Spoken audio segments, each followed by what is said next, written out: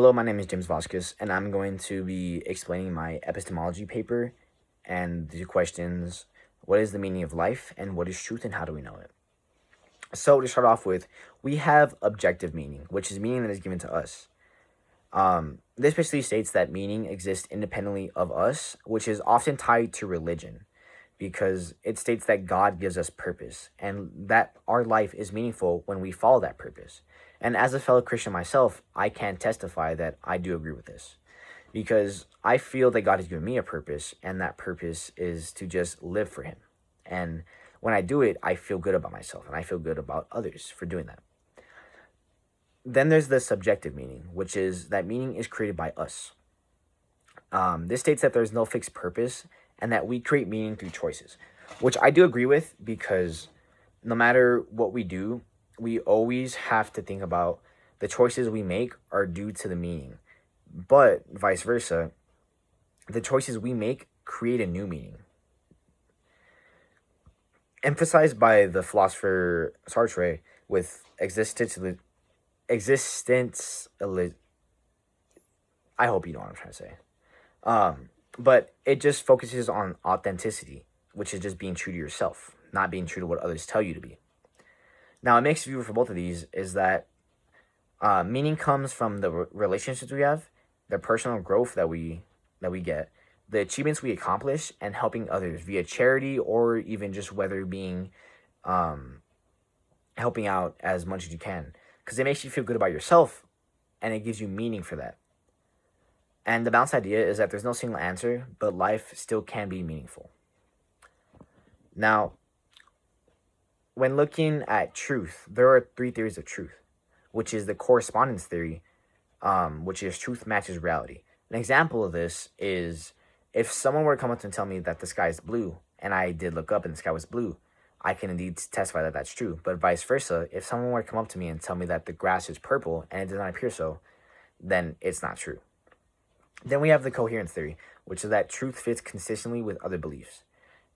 This one, it just basically explains that we often surround ourselves with other people that agree with our morals and our beliefs and truths. And everything fits consistently with that. And sometimes we don't even realize it. Then we have the pragmatic theory, which is that truth is what works or is useful in real life. So, for example, if someone's trying to get a new job, and their boss's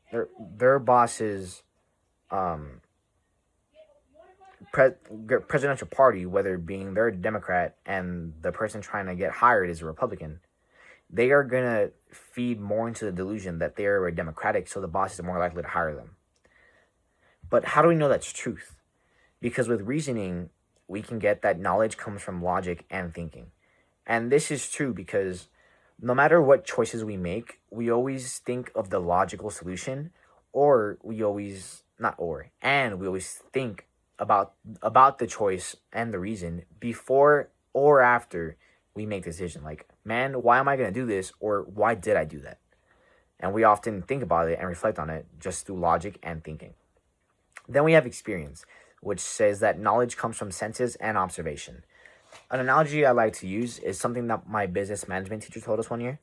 And he said that when people are often telling you a story and they're trying to come up with a lie, they often look to the top left, as if it's trying to tell the brain to be like, hey, I need something fast and quick, come up with a lie. And with observation, and I've noticed when I have conversations with people and they tend to do that, I'm like, okay, and their body gets more like tense, and so I can observe that and hopefully assume that I'm assuming right about them.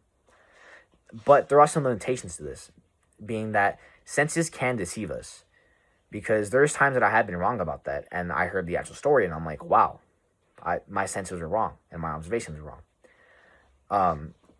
Another analogy I like to use is when people refer to the term going with your gut. Me personally, I don't go with my gut because I often feel that my gut is wrong. But then that reasoning can be flawed, because what if my gut feeling was right? But I would never know what that gut feeling was unless I went with it. But then vice versa, if I'd gone with my gut feeling, I would have never known what not going with my gut felt like, which brings up that truth is not always certain. So even though I made the decision that my gut was that I thought what I was doing was right, I would never know until I knew both truths. Now the connection between truth and meaning is that what we believe is true shapes the idea of purpose. Bringing back the Christianity thing, people who believe in God often think that meaning comes from divine purpose, which it does, because God gives us a divine purpose and a meaning to live for. But people who don't think that meaning is self-created, that we create it. And it also works the other way, because our desire for meaning can influence is what we accept as true. Because if I yearn for something, I'm going to lean more towards what I think is true.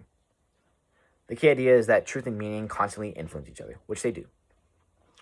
Now, my personal view on this is that meaning is not fully fixed or even fully invented, because we all have morals that align with what we believe is true, but then we can hear something, see something, or even think something that might not be true, and we're like, hey, I think I'm leaning more towards this now, because we're all biased at the end of the day.